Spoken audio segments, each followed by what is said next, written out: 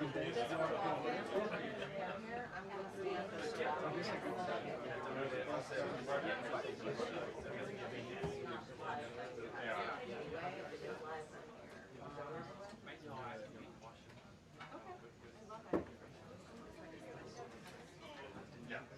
All right, Miss Nancy Cordes is in the house. Very good.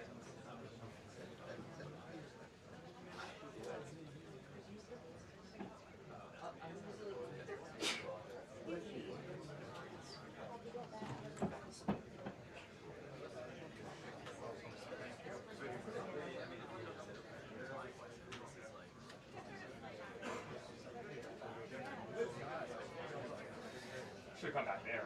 Smart move. Just sit down here. Is there something in here? Can I sit on it? No.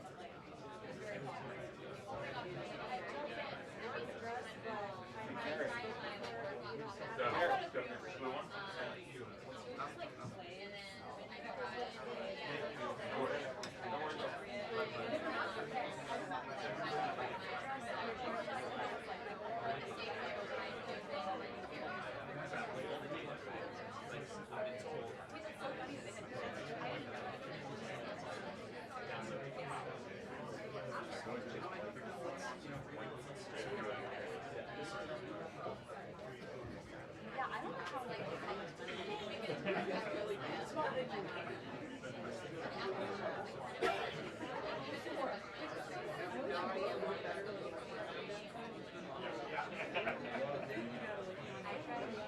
See the bag? Didn't work? Okay.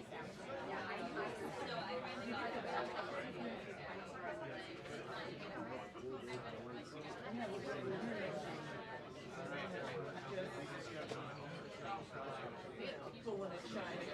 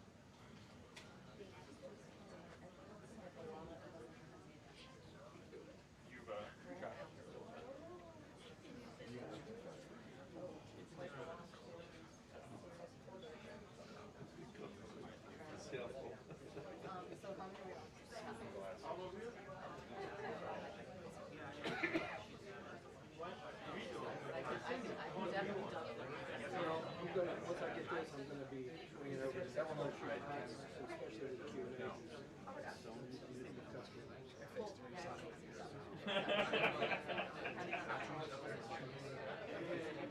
Yeah, of course.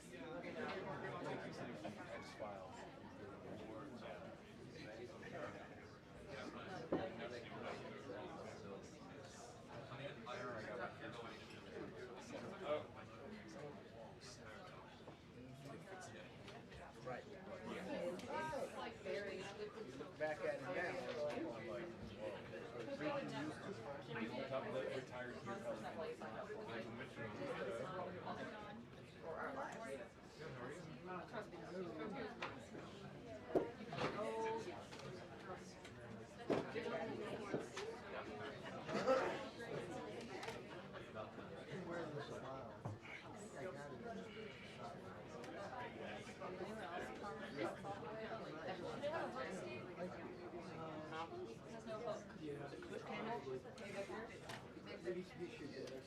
Oh, okay, great. The only person I left on is you. He's taller than me. Never gets old. Hey, he's got good job security. He is good. He's good. Hey, Steve. Because I don't know if I can get a shot. Under Q&A, but I'll try. Yeah, okay. So packed, like they need, this room needs to be bigger. Hopefully I can. She's going to get it. Yeah, you guys just like, I'll keep an eye on you if I'm an issue at all. So. But hopefully I can sit and be fine once I'm ready. Maybe. You're right, the boy behind that is my I mean, if you want, put your tool in this.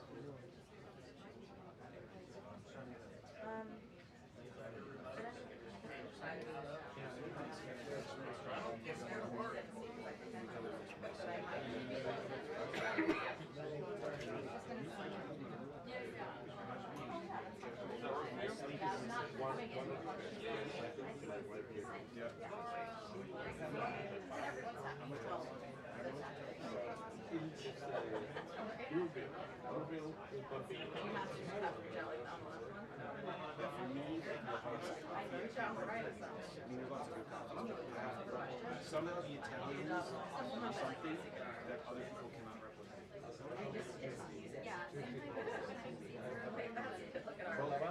Put that in the frame. So many pictures.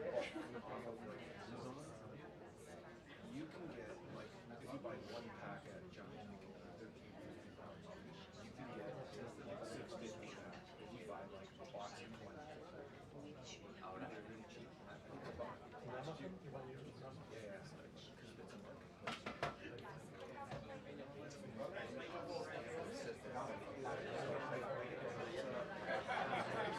From your retail. So I just buy like a year's worth of $100, and it's two whatever. And I do a floral, so I have to release smooth metal. I get a paper because the heat sort of filter out the oil from the blood. That's why. So I think with the espresso machine, I use that every day.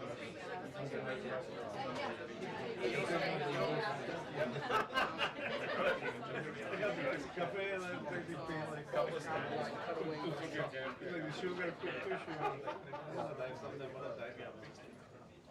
I do very bad stuff.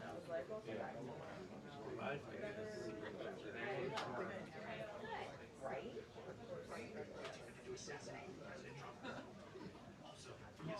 So we want to move that and this even closer. It'll give us a little more room. Just take that. And I'll grab those.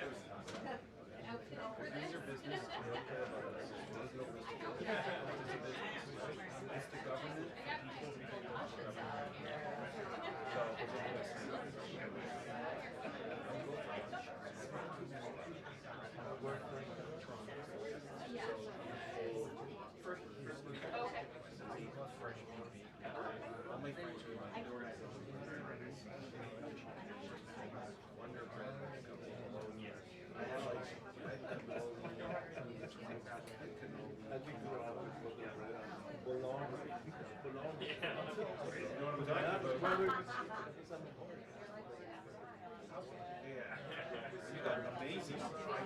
Yeah.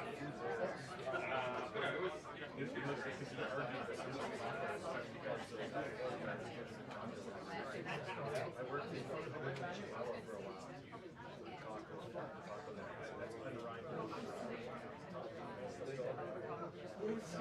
Yeah.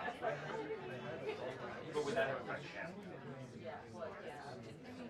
It's like the biggest hamburger ever. The egg, but the beef.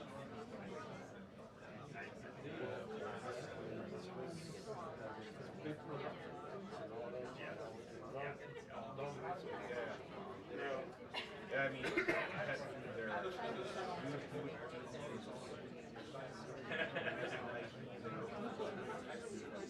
Good luck to that. Good. Oh yeah.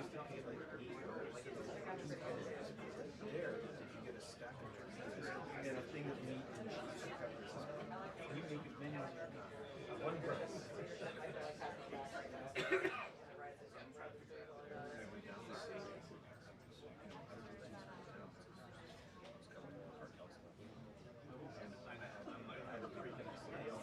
One small lens in the camera.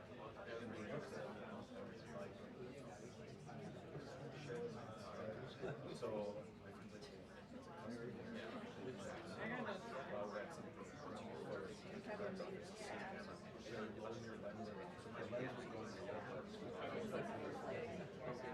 it was like a community coverage.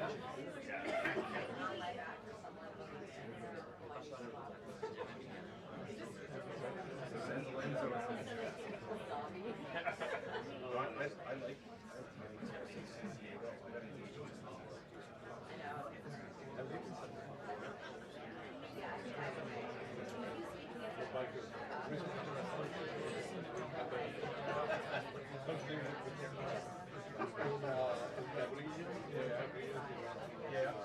Otherwise, it's not very good.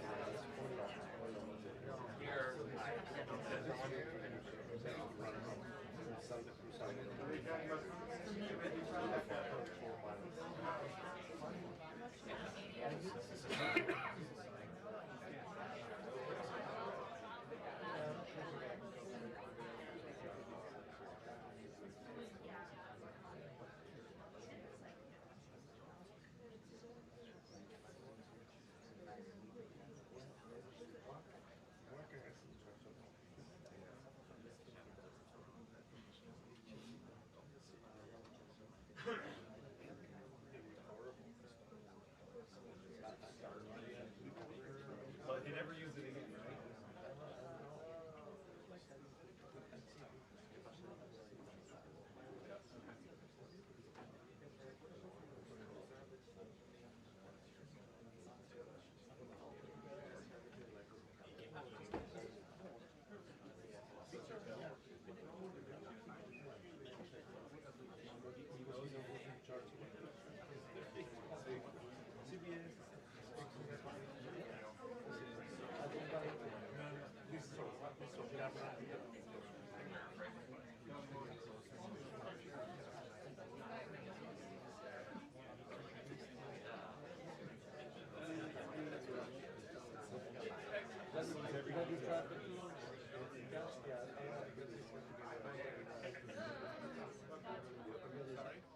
Same thing. They take me back again. Entonces, for a meal, like, okay, we'll come back. 5 a.m. start. Yeah. It doesn't have that anymore. I don't know if I'm buying the people on the ladder. They don't have that. Never seen that.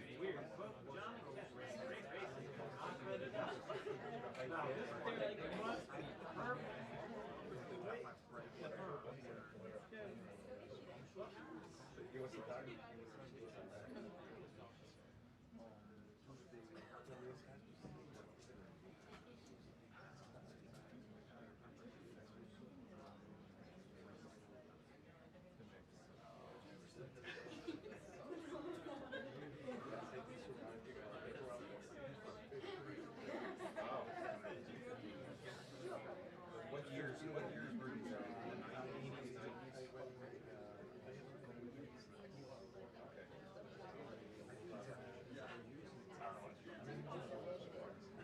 It's okay, but I can't wait that the second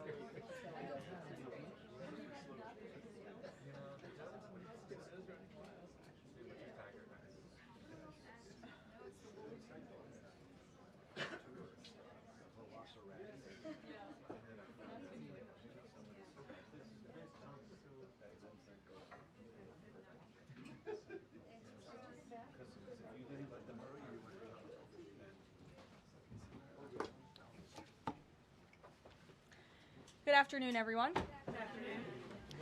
Under the leadership of President Donald J. Trump, the rogue Iranian terrorist regime is being absolutely crushed. 47 years of tolerating and enabling the world's leading state sponsor of terrorism are over. Iran's murderous terrorist leaders are paying for their crimes against America, and they are paying in blood. Since 1979, the terrorist Iranian regime has actively and intentionally facilitated the killings of Americans.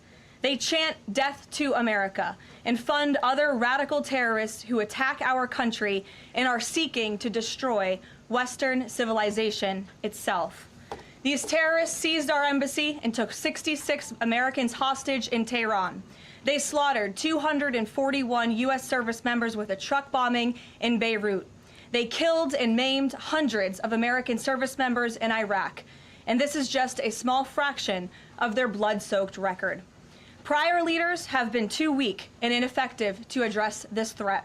Some, like Barack Hussein Obama, even sent pallets of cash that ultimately financed this terrorist crusade against the United States and our people, while signing stupid and naive deals that put Iran on the path of developing nuclear bombs. After years of endless appeasement and empty statements from politicians on both sides of the political aisle in this town, President Trump is finally the man of action. President Trump is holding these monsters accountable and permanently extinguishing their nuclear ambitions. Future generations of Americans will look to this moment as the moment where the specter of a nuclear armed Iran ended. At the beginning of Operation Epic Fury, launched last weekend, President Trump laid out clear objectives to the American people on what the U.S. military seeks to accomplish through these major combat operations. Number one, destroy the regime's deadly ballistic missiles and completely raze their missile industry to the ground. Number two, annihilate the Iranian regime's navy And so far, we have destroyed more than 20 Iranian ships, including their top submarine last night, using a torpedo for the first time since World War II. There is not a single Iranian ship underway in the Arabian Gulf, Strait of Hormuz, or the Gulf of Oman. Number 3, Operation Epic Fury will ensure the regime's terrorist proxies in the region can no longer destabilize the region or the free world and attack our armed forces. And thus far, Iran's proxies are hardly putting up a fight. Number 4, this mission will guarantee that Iran can never obtain a nuclear weapon. It's safe to say that thus far, Operation Epic Fury has been a resounding success. American forces have struck more than 2,000 targets, destroying hundreds and hundreds of ballistic missiles, launchers, and drones.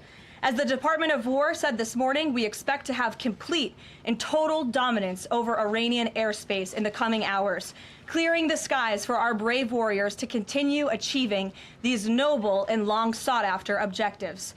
There's been a lot of misreporting and intellectual dishonesty from the American media on why President Trump decided to launch this operation.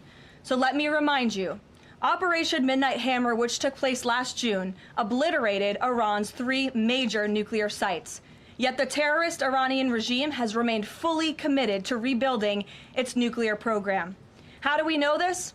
Because Iran has pursued this path of war and violence despite President Trump dispatching 2 of his top and most trusted negotiators to engage in exhaustive and good faith negotiations to try and reach a deal. And the world knows this president's preference is always peace and diplomacy first. Look no further than the 8 additional global conflicts he has ended in the past year as proof. Unfortunately, the terrorist Iranian regime refused to negotiate in good faith. They chose this path of violence and destruction, and they are reaping the consequences of their horrible decision. The regime did what they always have done. They lied, they delayed, they tried to string the United States of America along. They wanted to buy themselves time to continue building ballistic missiles and other deadly weaponry that could harm our U.S. personnel and troops in the region, and to continue aggressively pursuing their unacceptable nuclear ambitions. U.S. negotiators offered to lift crippling sanctions on Iran and even provide nuclear fuel to Iran at no cost to support a civil nuclear power program. They additionally had the opportunity to accept U.S. support as an investor in potential projects to develop peaceful nuclear energy together under a mutually agreed-upon framework. Yet in response, Iran would have to forfeit their enrichment capacity once and for all. But Iran rejected. They accepted none of these generous and unprecedented offers by the United States. Simply put, they refused to say yes to peace.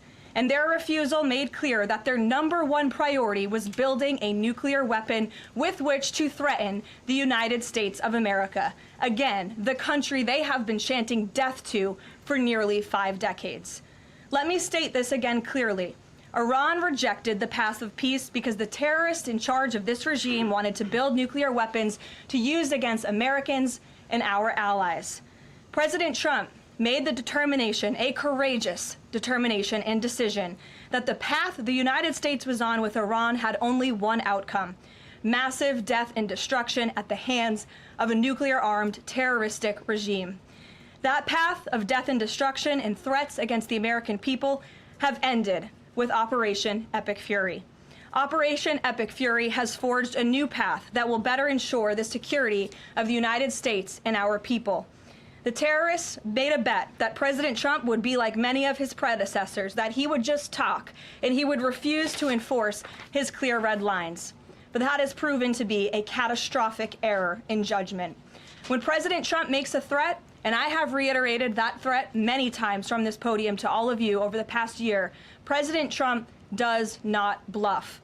The president's words are backed up by the mightiest warriors in the world who possess the most sophisticated capabilities this world has ever known.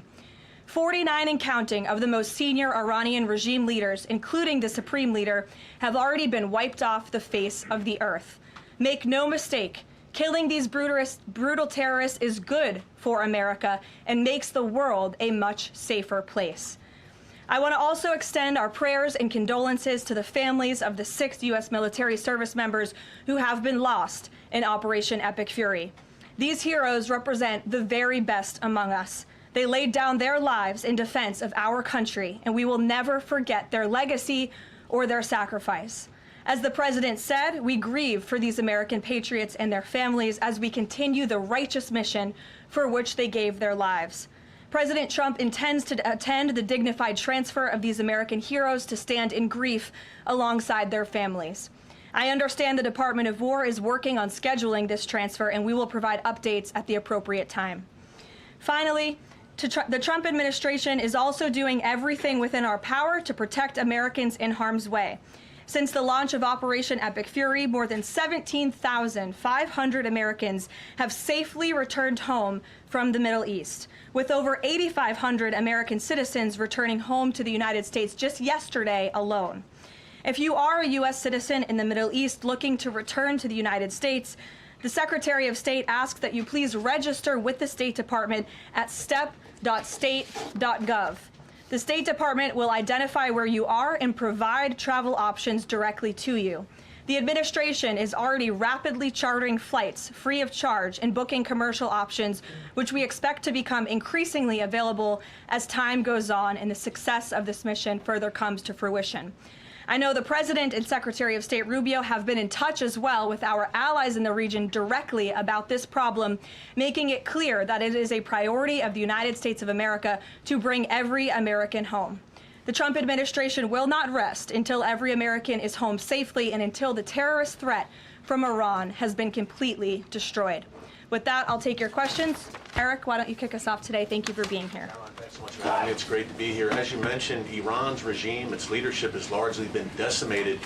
Do we have a sense right now of who is actually calling the shots in Iran? And we're also hearing reports that the Supreme Leader's son may be named his successor. Do you have any more information about that? I just had a quick follow-up as well. Sure. We've seen those reports as well, of course, and this is something that our intelligence agencies are closely monitoring and looking at. The truth is, we'll have to wait and see. The president has said repeatedly that the objectives of Operation Epic Fury are the 4 military objectives that I laid out for you previously: to destroy Iran's navy, to destroy their ballistic missile capacity, to ensure their proxies in the region can no longer harm Americans, and to also ensure that they can never obtain a nuclear weapon. As for what comes next for Iran, the president has said, of course, it's a good thing for the United States to want freedom for the Iranian people, and ultimately we hope that freedom rests in their hands. Karoline, we see the Arab and Muslim nations coming under fire as well. President Trump's vision for the region has been to bring the Arab and Muslim nations to the table together, Abraham Accords, obviously, with Israel.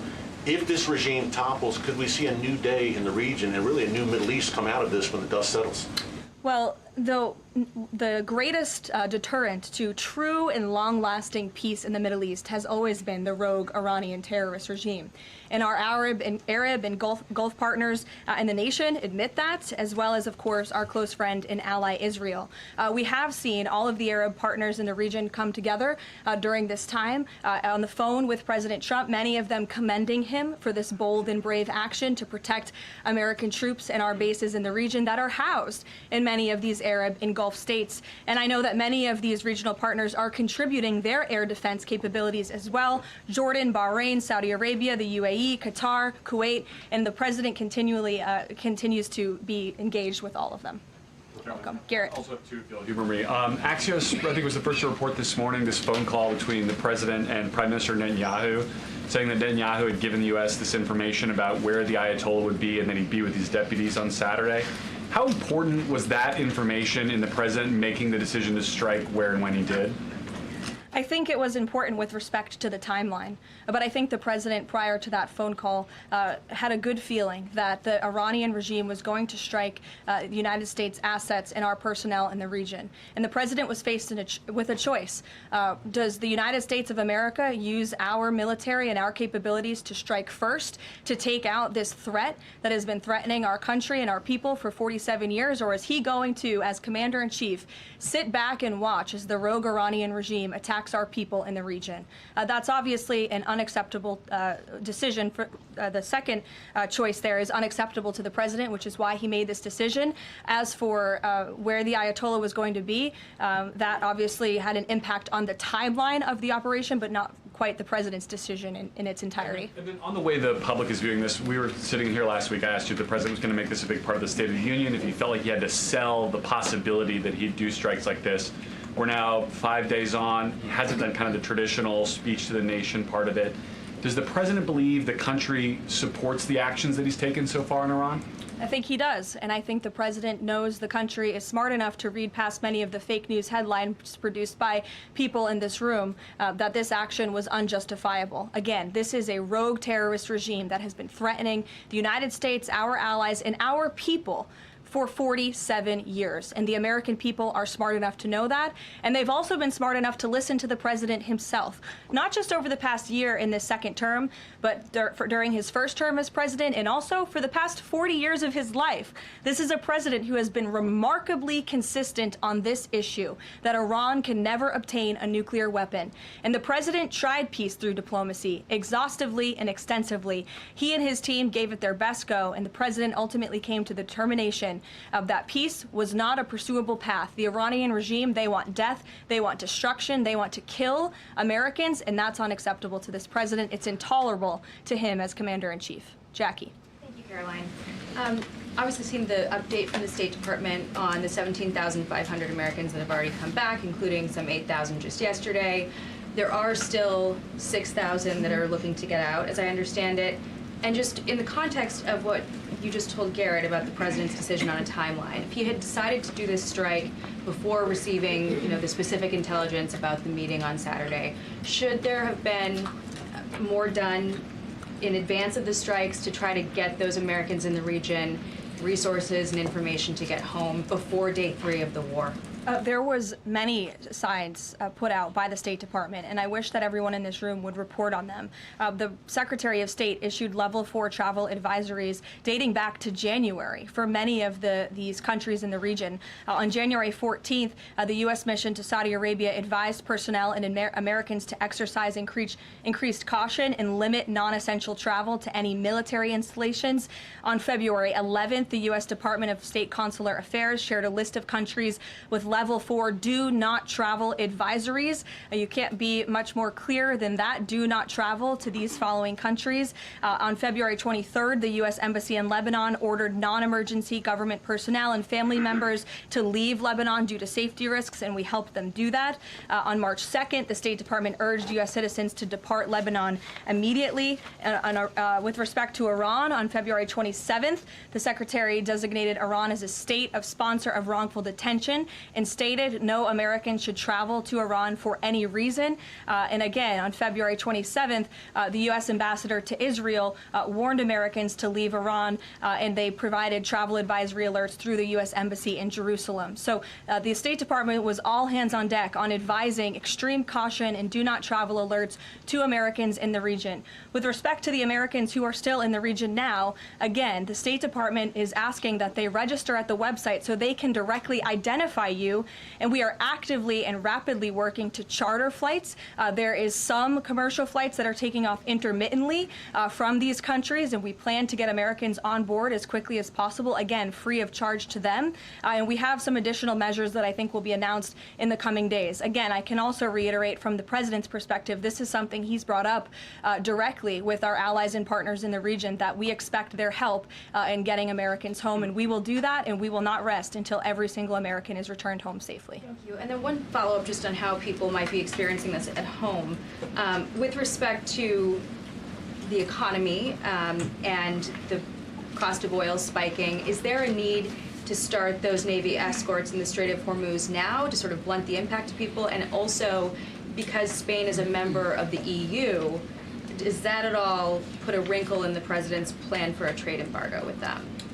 With respect to Spain, I think they heard the president's message yesterday loud and clear. And it's my understanding over the past several hours they've agreed to cooperate with the U.S. military. And so I know that the U.S. military is coordinating with their counterparts in Spain. But the president expects all of our European allies, of course, to cooperate in this long sought-after mission, not just for the United States, but also for Europe, to crush the rogue Iranian regime that, again, not only threatens America, but also threatens our European allies as well.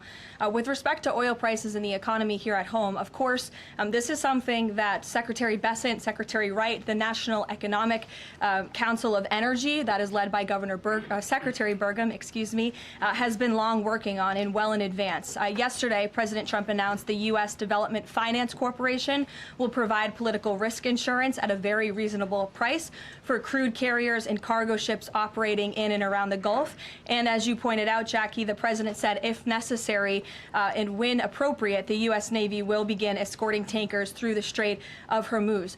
I think it speaks to why this action was so necessary, that ultimately the energy industry is going to benefit from the president's actions with respect to Iran, because Iran will no longer be controlling the Strait of Hormuz and restricting the free flow of energy, which, as you all know, controls 20% of the world's global oil supply. Sure. Thanks, Karoline. The president said yesterday there wasn't time to make evacuation plans because this all happened so quickly.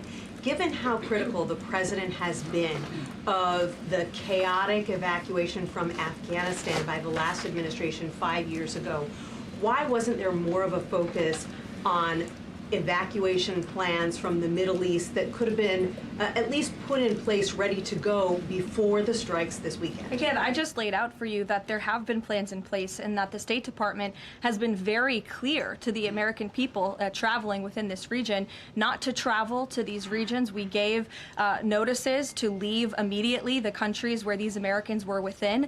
And unlike the previous administration, we actually have a number. We actually have identified the number of people in the region who have requested help. We are in direct contact and engagement with them. And you have to keep in mind, there's a few thousand people who have requested assistance to come home in comparison to the millions who we understand are in the region.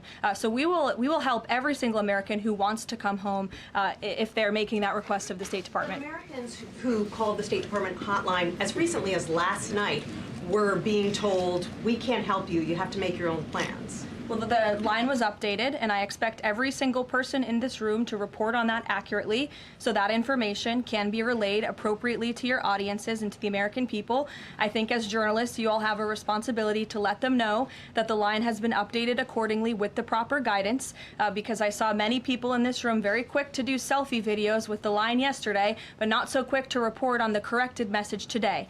So that is something the administration quickly worked to address, and we have fixed that problem. However, we're also pointing to people to the website, again, to register so that we know exactly where you are. So when there are commercial flights moving into that area, when there are chartered flights moving into that area, we can get Americans on planes as quickly as possible. Do you have any details on how many charter flights have been able to get out of the region so far with Americans on board? I don't have an exact count for you, but I know that we're working on chartering many flights. As soon as we were doing it yesterday, we're doing it again today.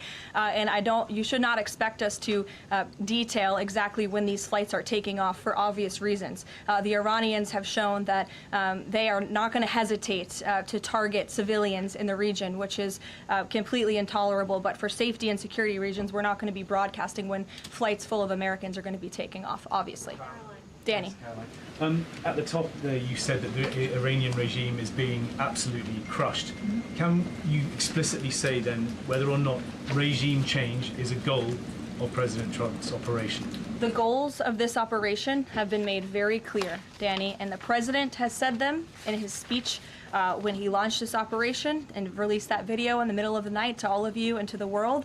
The stated military objectives of Operation Epic Fury are as follows: eliminate Iran's ballistic missile threat, destroy their naval capability, disrupt missile and drone production infrastructure, sever their pathway and end their pathway to nuclear weapons. And I can report, as you all saw from the Pentagon today, that thus far this operation has been remarkably successful. Again, we're moving towards complete and total control of Iranian airspace. We have continuous 24/7 strike operations ongoing. We've had more than 2,000 targets that have been struck, nearly 2,000 munitions have been employed. The first 24 hours of this campaign were described nearly as twice the scale of the 2003 shock and awe campaign. And we've seen that the enemy, the Iranian rogue regime, their retaliatory strikes against the United States and the threat reduction has reduced significantly. If you look at the Iranian ballistic missile launches, they're down 86% from day one levels. So while the United States military continues to increase its complete dominance over this rogue regime, they are weakening day by day. Regime change is not a phrase that you would want to use. Again, Operation Epic Fury, I just detailed the goals and objectives of this very quickly. But obviously, as the president has said numerous times, do we want to see Iran being led by a rogue terrorist regime? No, of course not. So any day the United States of America is taking out a terrorist is a good day for our country and a good day for our people. So, given that point that you just make about the United States wouldn't mind seeing the government overthrown, certainly President Trump has talked about wanting to see Iranians overthrow the government. Has the president considered at all kind of how he views a U.S. role, if any, in Iran post-conflict? I think it's something the president is actively considering and discussing with his advisors and his national security team. But again, right now, the focus, minute by minute, hour by hour, day by day, is on ensuring the quick and effective success of Operation Epic Fury. Sure. Go ahead. I want to ask you about the U.S. munitions stockpile. I don't even know who's speaking because I wasn't looking at you. You can ask a question and then I'll go to you. Karoline, I want to ask you about the U.S. munitions stockpile. President Trump posted on Truth Social on Monday that the U.S. still has a good supply of weapons, but that we're not where we need to be. What does he mean by that? And does President Trump then want to ask on Congress to pass a supplemental to increase funding for missile interceptor systems like the ones being used to defend U.S. bases in the Middle East from Iranian missiles? I don't have any updates for you on congressional asks from the president. As you know, under this president, we have significantly increased our defense budget, which is a good thing for the United States, for our national security, and for protecting our homeland. With respect to munitions, ammunition, weapon stockpiles, the United States of America has more than enough capability to not only successfully execute Operation Epic Fury, but to go much further. And we have weapon stockpiles in places that many people in this world don't even know about. However, the president in that post was pointing out that, unfortunately, we had a very stupid and incompetent leader in this White House for 4 years who gave away many of our best weapons for nothing, for free, to another country very far away by the name of Ukraine. So the president was pointing out how that was an unwise decision, but nevertheless, don't doubt the strength and the might of the American military. And I will also add, President Trump has rightfully been calling on defense contractors in this country to rapidly and aggressively produce American-made weapons because they are the best in the world, and the president always likes to get things done as quickly as possible, and so he's been quite vocal in his efforts to try to speed up our defense industry to protect our homeland. Karoline, can you do some... Go ahead. Karoline, could you tell us about the president's current thinking about ground troops and whether they could be used, if they were to be sent into Iran, what would they be used for? What's the situation of that? Well, they're not part of the plan for this operation at this time, but I certainly will never take away military options on behalf of the President of the United States or the Commander-in-Chief, and he wisely does not do the same for himself. I know there's many leaders in the past who like to take options off of the table without having a full understanding of how things could develop. So again, it's not part of the current plan, but I'm not going to remove an option for the president that is on the table. Sean. Did the United States airstrike a girls' elementary school and kill 175 people? Not that we know of, Sean, and the Department of War is investigating this matter, and I would just tell you very strongly, the United States of America does not target civilians, unlike the rogue Iranian regime that targets civilians, that kills children, that has killed thousands of their own people in the past several weeks, and uses propaganda quite effectively, and unfortunately many people in this room have fallen for that propaganda. So I would caution you from pointing the finger at the United States of America when it comes to targeting civilians, because that's not something that these armed forces do. Reagan. Thanks, Karoline. Prior to the Iran conflict, the SAVE Act was really the focus of the news cycle. Is the SAVE Act still a priority for the administration? Absolutely. Could you just provide an update on the administration's talks with Congress to get the SAVE Act through? SAVE Act is absolutely still a priority for this president and the administration. The focus, of course, of much of the president's time right now is on ensuring the success of Operation Epic Fury, but the president can walk and chew gum at the same time, and he's very much continuing to focus on the issues that matter here at home for the American people, including the passage of the SAVE Act, including on bringing down the cost of living, which is why you'll see the president in about an hour and a half at the Ratepayer Protection Pledge Roundtable, where he will be sitting with big tech companies, with AI companies who are building in communities across the country and have pledged to pick up the cost of the electricity tab in these small towns and communities across the country, which is a great thing for American consumers. So you'll be hearing from the president directly on this very important domestic agenda item later this afternoon, and it's something that he mentioned in his State of the Union address. So check it off the list as another promise made and kept by this president. Sure, go ahead. Thanks, Karoline. I just wanted to get back to Danny's question. So those 4 objectives that you read out do not explicitly include regime change. If those objectives were achieved and the Islamic Republic still existed, would that be an acceptable outcome? That's a hypothetical question that I'm not going to engage in. Again, right now, the president and the commander-in-chief are focused on executing the success of Operation Epic Fury, which we are already doing so in a very tremendous and impressionable way. Stephen. Thank you, Karoline. 2 questions. The Trump administration reportedly is considering arming Kurdish forces in the hopes of inspiring a popular uprising in Iran. Could you comment on that report? I can comment on the fact that the president has held many calls with partners, allies, and leaders in the region, in the Middle East. He did speak to Kurdish leaders with respect to our base that we have in northern Iraq. But as for any report suggesting that the president has agreed to any such plan is completely false and should not be written. President Trump was saying yesterday that he is okay with someone from within taking over in Iran. He spoke about how Venezuela he saw as a successful model where Delcy Rodriguez took over and had a better relationship. Iran's President Pezeshkian, he took office in 2024 as a relative reformer. He's part of a 3-man council now replacing the supreme leader. Does President Trump see him as a potential successor who is more pliable? Again, that's another hypothetical, and I haven't spoken to the president about this specific individual, so I don't want to get ahead of him on any assessments that should be made. Thank you. Yesterday, the president acknowledged that oil prices will be a bit high. As for gas prices here in the U.S., what is the admin doing right now to counter that? I mean, should they skyrocket? Is there a plan to help, Americans right now with those higher gas prices? And then a second question. On the rash that was on the president's neck, the White House physician said it was a preventative skin cream that he was using, but why is the president using this cream? What are they trying to prevent with this cream? To your second question, I don't have anything additional to add to the physician statement that we provided to all of you on those questions, but I know the statement said that the redness on the neck will dissipate within the next couple of weeks.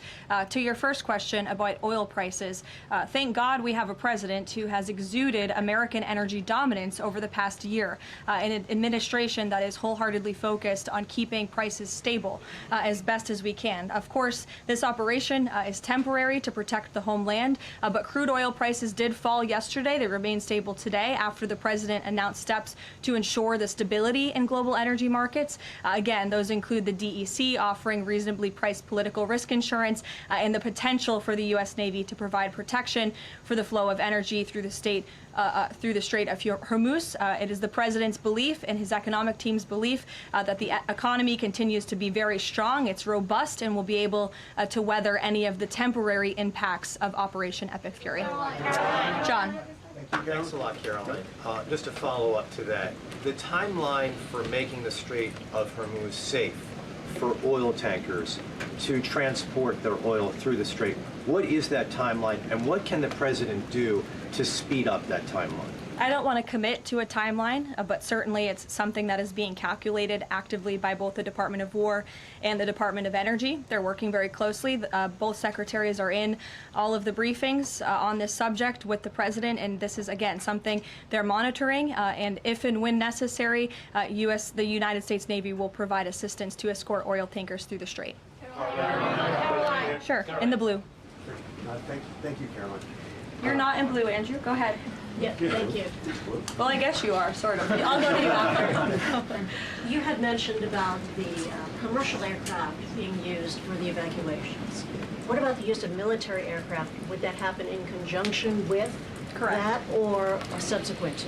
That is something that is definitely underway, and of course we're going to use that in conjunction. We want as many planes, whether they're chartered, commercial, or military, taking Americans out of the Middle East and returning them safely home. So yes. Andrew, go ahead. You're welcome. At the top of the briefing, you listed a long list of grievances against the Iranian government, going back to the takeover of the embassy in '79, barracks bombing in the 80s, etc. But no one from the administration has laid out the imminent threat that was supposed to be taken care of by this. And the rationales offered by, say, Secretary Rubio, the President's National Security Advisor, said that the threat was retaliation against American interests from Iran after Israeli strikes. The president says it was his own feeling that Iran was going to attack. Why is it that across the administration you can't say what the imminent threat against the United States was that required us to launch this? And also, Prime Minister Starmer told Parliament today that his reason that he didn't allow the use of British bases was that he was not satisfied that there was a lawful basis and a viable, thought-through plan. Was there an attempt to provide the UK government with a legal basis for these strikes and a viable, thought-through plan? To the first question, I completely reject the premise of your question. You have had the President of the United States, the Secretary of War, the Chairman of the Joint Chiefs, the Vice President of the United States, the Secretary of State, and now I am out here today to explain to you exactly what led the President to make the decision to launch Operation Epic Fury. And President Trump does not make these decisions in a vacuum. This decision to launch this operation was based on a cumulative effect of various direct threats that Iran posed to the United States of America, and the President's feeling based on fact that Iran does pose an imminent and direct threat to the United States of America, based on the fact that they are the world's leading state sponsor of terrorism, based on the fact that they were rapidly and aggressively building up their ballistic missile program to give themselves immunity within their country alongside their navy, so that inside their country they could continue to create nuclear weapons and nuclear bombs, which would of course pose a risk to Americans in the region and even Americans one day here at home. And then another point on this is the President found that through these extensive, exhaustive, failed negotiations with Iran, that they were hell-bent on death and destruction. So again, the President was not going to be just another president on a very long list who sat back and stood by and passed the buck of this direct threat to the next administration. The President had a feeling, again, based on fact, that Iran was going to strike the United States, was going to strike our assets in the region, and he made a determination to launch Operation Epic Fury based on all of those reasons. And I would like the media to actually report on all of them, rather than just picking sound bites from one person in this administration and saying, oh, they're contradicting the other person. No, again, these decisions are not made in a vacuum. They are made by the President's feeling that Iran was going to strike the United States and our assets in the region, and he was not going to sit back and watch that happen. The determination was made that the President was going to strike first alongside Israel, and that has obviously been proven to be the right decision and an effective one at that. Libby, go ahead. Thank you, Karoline. A two-part question for you here. First, has the President spoken with the family members of those U.S. service members that were killed? Second, given what you've outlined throughout this entire briefing, I mean, the United States has sunk a bunch of Navy ships. We've hit all of these targets. What can Americans expect the goal to be moving forward now that the U.S. has accomplished all of this? What is victory, given we've even taken out Iran's supreme leader? That was an explicit goal. Again, victory will be determined by the Commander-in-Chief once the goals and the objectives that we have repeatedly laid out are fully realized. Again, we just, in the next few hours, will be achieving that dominance over the skies, which means the United States military will be raining missiles and weapons down on Iran to hit these specific targets that have been identified as crucial to take out by the Department of War. Sure, John. Thank you so much, Caroline. Has the U.S. posture changed in regard to a nuclear North Korea, given the latest strikes on Iran and the fact that the stated goal is to make sure that Iran is not a nuclear country? I don't have any change in position with respect to North Korea today. Thank you. A quick follow-up. There's been reports that Ali Khamenei's son has been elected as the next supreme leader. Does the administration think that he is a part of the same regime as his father? Would they like people in the country to rise up and get him out of There's power? reports he's been elected or that he's assuming to be elected. One of the likely options. Pardon me, what was that? That he's one of the likely options or that he has been elected. Okay, so we'll wait to confirm until someone actually is elected. Caitlin. You just mentioned that the president is going to attend the dignified transfer for these families. Given what Secretary Hegseth said this morning, is it the position of this administration that the press should not prominently cover the deaths of U.S. service members? No, it's the position of this administration that the press in this room and the press across the country should accurately report on the success of Operation Epic Fury and the damage it is doing to the rogue Iranian regime that has threatened the lives of every single American in this room. If the Iranian regime had their choice, they would kill every single person in this room. And so we can all be very grateful that we have an administration and that we have men and women in our armed forces who are willing to sacrifice their own lives for the rest of us in this room and for every American across the country and for every troop that is based in the Middle East. That's what these... Secretary Hegseth was complaining that it was front page news about these 6 service members who were killed. That's not what the Secretary said, Caitlin, and that's not what the Secretary meant, and you know it. You know you are being disingenuous. There is not...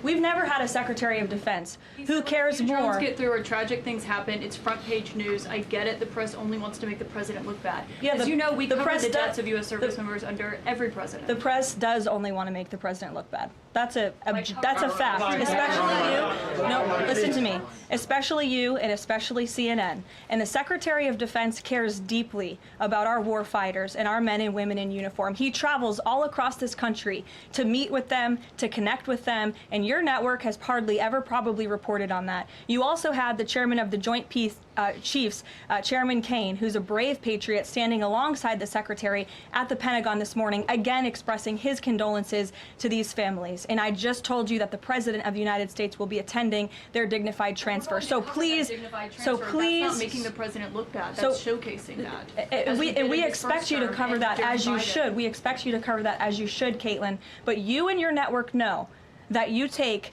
every single thing this administration says and tries to use it to make the president look bad. That is an objectable fact. I don't think covering troop deaths is trying to make If you're trying to argue right now that CNN's overwhelming coverage is not negative of President Donald Trump, I think the American people would tend to agree, and your ratings would tend to disagree with that as well. Go ahead. Thank you so much. On the school Sure. strike, back to that for a minute. I understand that the U.S. does not target civilian infrastructure. That's what you said. Can you say that there's any evidence right now that it was not a U.S. strike? And then also, you didn't mention Israel in that.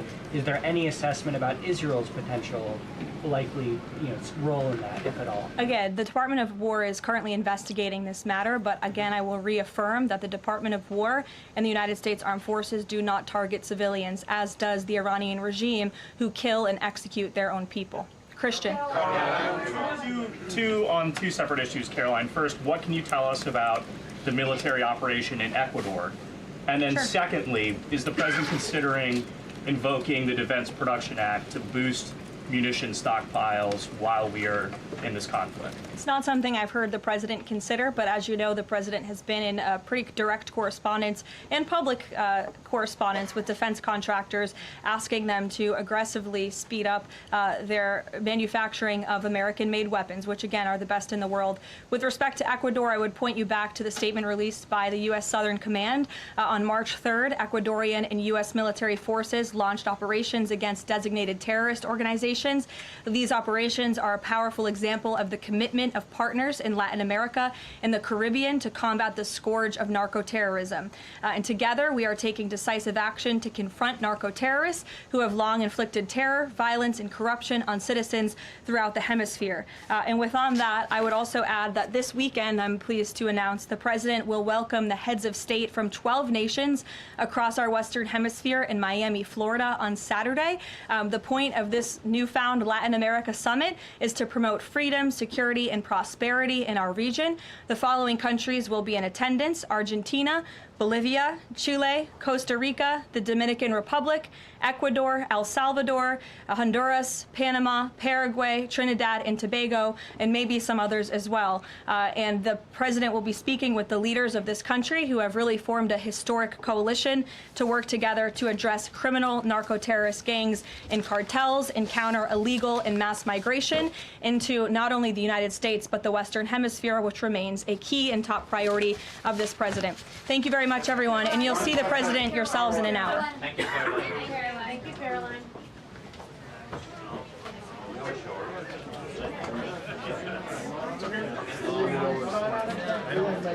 That's okay.